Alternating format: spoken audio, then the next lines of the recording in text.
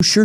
Right. FEI. Right. Okay. What verse is that in? Freedom Economy Index. Okay, so here's our thinking. So we are good friends with Public Square, right? Yeah. And between us, Cypher. we have like over 50,000 businesses as part of this freedom economy. And so we thought, I wonder what they're thinking about the economy, about politics, about a wide range of issues. Yeah. And so we surveyed them, and we got thousands of responses from business owners all across the country. Yeah. And we now have, I would argue, one of the only proprietary survey results of these people who feel like the silent majority. And, you know, the mainstream liberal media wants us all to believe that we're the only ones that think the way we do, and we're all idiots. Right. Right. Right. And so we wanted to say, okay, that we know that there's a lot of people in this world that are thinking like this. So couple interesting things. I'm going to get into some of the things we're going to talk about today, but the biggest headliner for me is that most of the businesses in the freedom economy, they are optimistic about their business, they're hiring, they're growing, and they're highly pessimistic about the economy. Right? Okay. So they're like, no, I am winning right now. I've got work out the wazoo. I'm booked for 6 months, but I think the economy is going into recession. Like 80% believe we're going into recession, but believe that they're doing fine. And I think it's this Puritan work ethic of like, I'm going to take responsibility for my business. My business is doing well. Right. I do what I say what I'm going to do for the price I say I'm going to do it, when I say I'm going to do it. And lo and behold, my business is thriving. Successful. Right. And so we have this kind of tale of two economies happening right now in the U.S. You have this the freedom economy that's just thriving under the radar, and then you have the big tech that's laying people off, and the blue states that are losing people. And so it's this really interesting moment in the economy where people believe that, man, you know, Biden's doing terrible things, the Fed's doing terrible things, and that's true. But I'm just going to take responsibility for me and my family and my business. I'm just going to get my stuff done, which is really, really interesting. Because this survey is more smaller businesses. It's not large, big corporations. Yeah. So the freedom economy, most of these businesses are under 10 employees. And so like 80% are just small businesses who are just getting their work done in their community. And they're succeeding. They're succeeding. They're making it. Right. And that should be really encouraging that if you actually just do your work, you might actually do just fine. Now, do they think that though that they're doing their work, that they're going to hit a brick wall because of the way the economy is going? Well, see, but that's the thing. This is that Puritan Christian work ethic of like, yeah, I mean, the economy's bad, but I've got to figure it out. Right. So they're not concerned I'm just going to figure it out. Yeah. So I'm going to be faithful. I'm going to work hard. I'm a small business, so I'm agile. I can kind of adjust and adapt, and I'm going to figure it out. So anyway, that's really cool. I think that's encouraging because I think there's a lot of people in our audience we've talked with over the years where they're working for a big company or, you know, and you're scared to jump. Yeah, you're scared to make that jump. Yeah. And that's really encouraging. And it, you know, I mean, take the risk. You don't have to work for the mob bosses. You don't have to work for the DEI woke mob. You can join another conservative business that's already going and make it start your own. Geronimo, you know. So are you going to tell us about some of the stats? You got so this is some of the stats here. So you're a data pioneer. I'm a data pioneer. So here's a graph. Sorry, I'm not laughing. Is this available somewhere, Andrew? This is yes, sure. RedBalloon.work/freedom economy. Sure, why not? Make it happen. That's that will be true. Get on it, Isaac. No, it is. It is. That's why I downloaded it. I went to RedBalloon. It doesn't exist. .work/freedom economy. And you've got what we've already released. I am releasing new data today on this show. What? About what these people think. Breaking. 90% of these people, and 90% of, oh shoot, do you have it? Yeah, it was in the report that I downloaded today.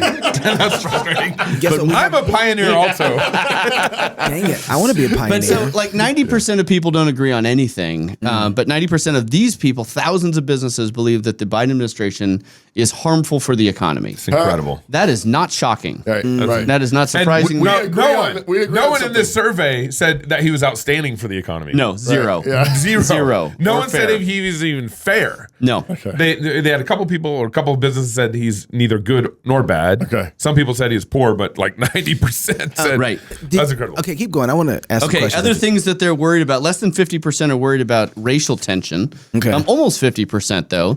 But 90% believe that the weaponization of the government against political adversaries is very bad for our economy. Yeah. Right? Wow. And you see that with RFK, you see that with Vivek. A lot of these candidates, Trump, like they're really worried that the weaponization of the government is going to take our nation down. Yeah.